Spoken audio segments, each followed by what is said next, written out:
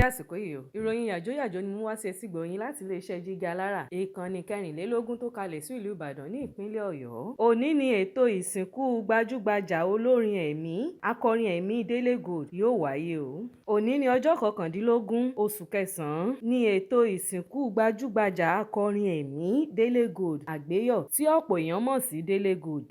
Ọjọ́rú ọjọ́ 11 oṣù kẹsàn-án ọdún 2024 ni Délé Gold jáde láyé lẹ́ni ọdún 52. Ikú rẹ̀ wáyé lẹ́yìn ọ̀sẹ̀ díẹ̀ tí Àdùkẹ́ Àjàyí tí ọ̀pọ̀ mọ̀ sí Àdùkẹ́ Gold dágbére fáyé.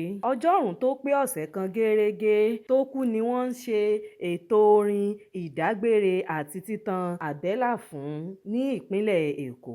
A kò lè fi ìdí nǹkan tí ó pa ọ̀gbẹ́ni Délé Àgbéyọ̀ múlẹ̀, ṣùgbọ́n ìròyìn sọ pé ó kú lẹ́yìn àìsàn díẹ̀. Kò ní jù báyìí lọ lórí ìròyìn yàjóyàjó fún ti àkókò yìí. Ẹ máa bá wa subscribe sí ìkànnì Jígí Alára, ìkànnì 24 tó kalẹ̀ sí ìlú Ìbàdàn ní ìpínlẹ̀ Ọ̀yọ́. Orúkọ tèmi ni Afọláṣadé Abbas.